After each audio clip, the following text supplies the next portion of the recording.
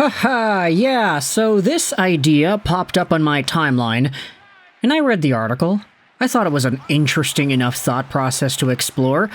And don't get me wrong, there are technically an infinite amount of videos that we can make in this way. You have a player who is going to become a free agent, you've got 32 NHL teams, let's make a video about this player and every single team. Like, there are a myriad of possibilities, a labyrinth of conversation topics that we can spew out of thin air. But I wanted to talk about this topic because I thought there was an interesting link behind it. And also there was an article, which is partly why I even had this on my radar. I'm going to leave a link in the description to sendshot.com. Jake Ferraro wrote this article yesterday, talking about how the Ottawa Senators not overpaying for Brock Boeser is something they need to be cautious about. Yeah, that's right, baby. We are going over the idea of Brock Boeser over to Ottawa. And it's not just because the article was written that I wanted to dive into it, but because there is a meaningful angle behind all of this Brock Boeser conversation here, and I didn't realize it until this article was published. This piece, which will be linked in the description, goes out there and talks about how Brock Boeser was a very good player. However, it does make a very, very big error, which I also thought was hilarious. This does not detract from the main point that I think the article provides, but it is so funny that we had to go out there and say it. Here's the first sentence of this article. At the 2013 NHL Draft, the Vancouver Canucks drafted Brock Boeser with the 9th overall pick in the draft. Since 2017-18, Boeser's impact in Vancouver was a big one. Buddy.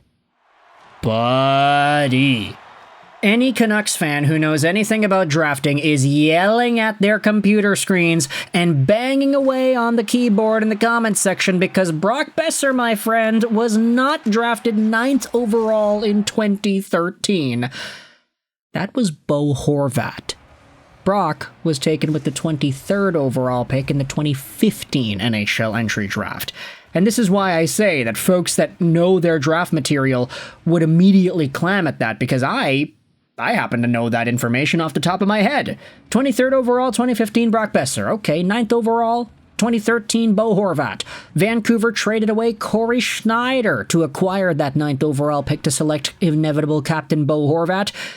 Yeah, I'm not going to deny there are some Canucks fans especially, and I probably would say there are a bunch of Senators fans too, who have some sort of an encyclopedic knowledge about players that their team drafts. So unfortunately for the writer here, even though this article is pretty good, that first error at the beginning is so egregious I wanted to point it out. The article then talks about how Brock Boeser didn't really have the best season in 24-25. His play from the 24-25 season in Vancouver may have raised eyebrows on how much he is worth. Talk about spell checking, eh? Boeser's 73 points in 23-24 set a new career high for a single season, but he had recorded 50 points in the 24-25 season with a minus 25 rating. It was a career low for a single season. The article then goes over the comments that Boeser made, talking about how he is likely to not return to Vancouver. For the past 3 seasons, Boeser has had a salary of $6.65 million per year. The chances that he wants to stay with the team for many years to come can be likely this summer. How long and how much could Boeser's next contract potentially be if the Senators want to sign him? 6-year contract at $8 million per year, this article says. Now, I want to say this as well. Just this idea, main idea, oh yeah, the Sens should not overpay for Brock Boeser because he wasn't great this previous year. I get it. That's a totally fair assessment to make. However, $8 million a year for 6 years would only be $8 million more and 1 year more compared to the contract offer that Vancouver gave Brock Boeser earlier in this season. They offered him 5 years at $8 million a season. And I think a lot of Canucks fans were already saying, okay, wait, what? $8 million? We love Brock. He had 40 goals last year. That is amazing. We know how talented he is. But is he worth $8 million a year? I don't know, and I don't think so, bud. There were a lot of Canucks fans that were kind of taken aback by the fact that Brock Boeser rejected a $40 million deal. There were a lot of folks wondering if Brock was just asking for too much after that. And if the philosophy is, oh, well, he can get a lot more in free agency, then I'm sorry, but I think if the Ottawa Senators want to get this guy, then they might actually need to overpay. Now, why is it that Ottawa would want a guy like Brock Boeser? Well, this article goes out there and talks about it, how he can make an impact on the Sens roster with forwards like Tkachuk, Stützle, Batherson, and Pinto. Not overpaying for Boeser will need to happen if the Sens want to sign him. His final season in Vancouver can draw concern for a down year, and a year where the Canucks failed to make the playoffs. However, a fresh start for Boeser with a new team can be needed with how rough his season went in Vancouver. There could potentially be one thing that could draw interest for Boeser to sign with Ottawa, and that is head coach Travis Green. Oh my gosh, right! That is exactly it! We all meme about the idea of Brock Boeser going to New York and joining JT Miller. How about Brock Boeser going over to Ottawa and joining Travis Green? He was Boeser's head coach in Vancouver for 5 years. In the first 4 full seasons under Green before he was fired in 21-22, Boeser recorded 205 points in 244 games. Boeser being familiar with Green's system can be a big help. Along with that, him guiding the Sens to the playoffs for the first time in 8 years is helpful as well to attract players to join the Sens in free agency.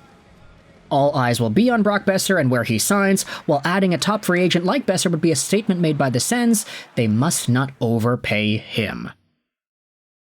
And you know what, I kind of like it. In fact, I'm thinking about Ottawa as a destination for Brock that I think we can underrate at times. Brock Boeser was able to get 40 goals in a season last year because he had JT Miller feeding him left, right, and center, and a power play that moved around and got Boeser the puck at the right areas. Travis Green, while I get it, it's different personnel, power play coach, head coach, whatever.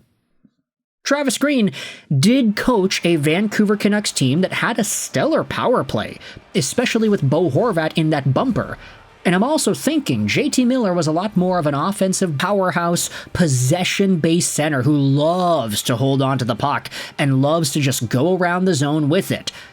I think Timmy Stu is a better, more nimble version of that. Now, sure, JT Miller had a 100-point season. Tim Stützle has not accomplished that yet, but Tim Stützle is also like, 10 years younger than the guy? So there's going to be time for Timmy Stu to get a 100-point season, don't get me wrong. But I'm thinking about it like this.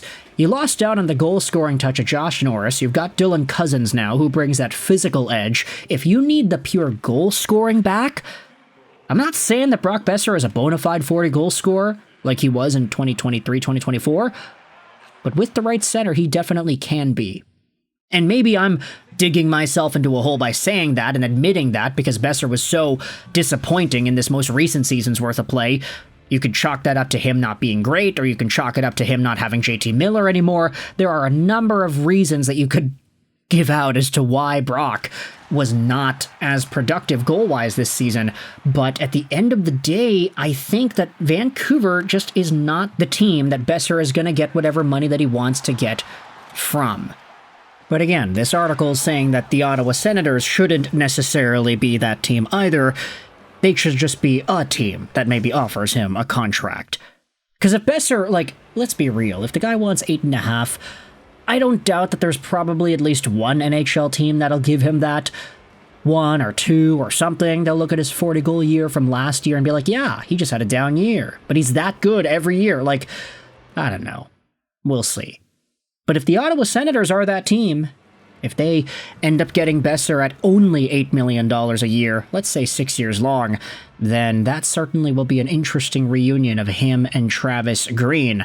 So with all this in mind, I want you to let me know your thoughts in the comment section below. How do you feel about the Brock Boeser free agency conversation? And do you think this guy has the potential to get that dollar amount on the free agent market?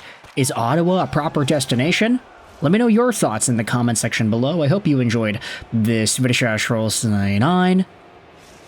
And bye.